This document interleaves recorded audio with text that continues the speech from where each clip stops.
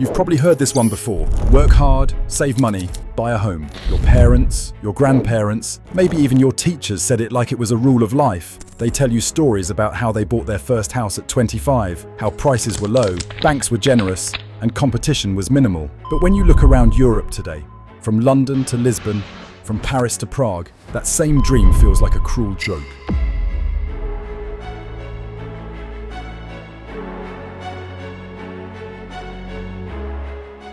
For many young Europeans, even rent is a struggle. Buying, practically impossible. In the UK, the average house now costs over 8.8 times the average income.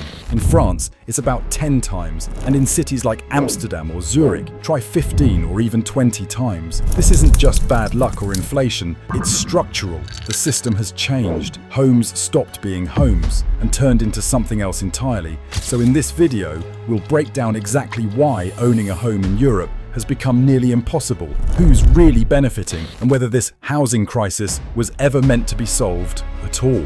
Let's start from the beginning. Once upon a time, not that long ago, buying a house was just normal. It wasn't about status or investment, it was about family, stability, and a place to call your own. In post-war Europe, entire cities were rebuilt from rubble. Governments invested in affordable housing, creating neighborhoods that symbolized renewal. Berlin, Warsaw, Rotterdam. These cities flourished with new, state-backed homes for ordinary people.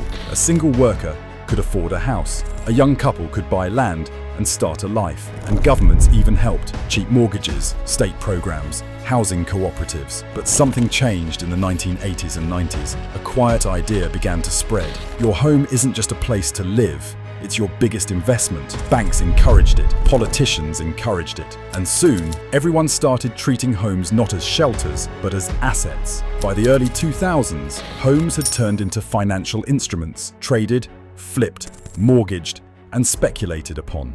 And when that happened, prices began to move. Not with people's needs, but with investors' greed. What was once a symbol of family became a number on a spreadsheet, and regular people, they became the collateral.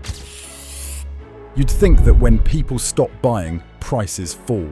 That's how normal markets work, but not housing. Even when buyers vanish, prices in Europe stay high or keep rising. How? Reason 1: zoning and regulation.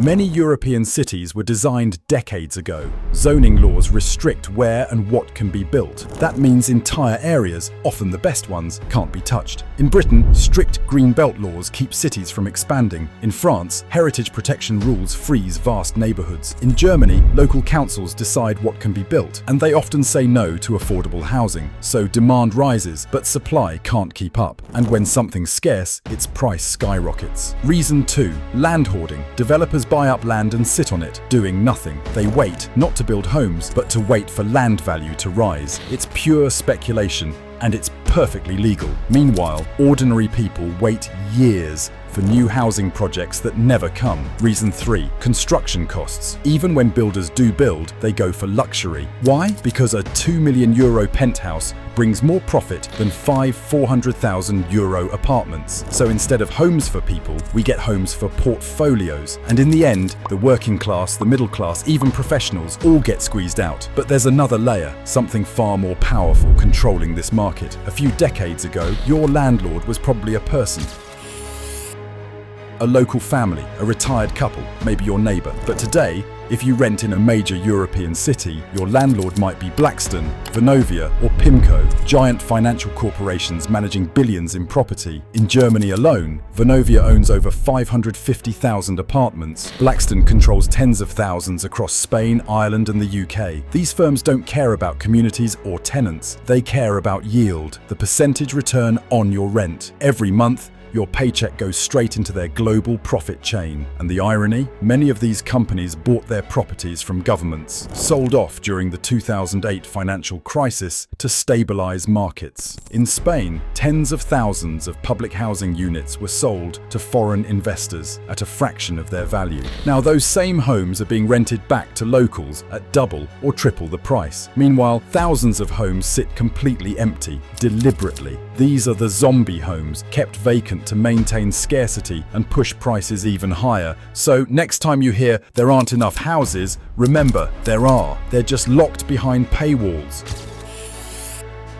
Now, if you've ever complained about not affording a house, someone probably told you it's your fault. Stop buying coffee, work harder, move somewhere cheaper, but let's look at the numbers. In the 1990s, an average worker in the UK spent around 20% of their income on rent or mortgage. Today, it's between 40 and 50%. In cities like Paris or Dublin, renters spend more than half their income just to live indoors. Meanwhile, wages have barely moved, and yet governments keep saying they're fixing it. They launch first-time buyer schemes and mortgage relief programs. Sounds nice, right? But here's the trick. These programs increase demand, not supply. So when more people rush to buy with government help, prices rise again. And who profits? Developers, banks, and landlords. It's a loop that feeds itself, a perfect feedback machine. The public pays, prices rise, and the same people who caused the problem get richer. Meanwhile, politicians, the ones who could actually change things, are often landlords themselves. In the UK, more than 70% of members of parliament own one or more properties. In Germany, nearly half of Bundestag members have rental income. Why would they vote to lower property values when their own wealth depends on them staying high? So instead, they talk about housing crises while quietly profiting from the crisis itself. So what now? Is this just how it's going to be? A Europe where an entire generation rents forever? For many, that's already reality. In major cities, over 60% of people under 35 rent. Some never expect to own. They just hope their landlord doesn't raise rent again. But this isn't sustainable, because home ownership isn't just an investment, it's independence. Without it, people can't build wealth, they can't start families, they can't plan for the future.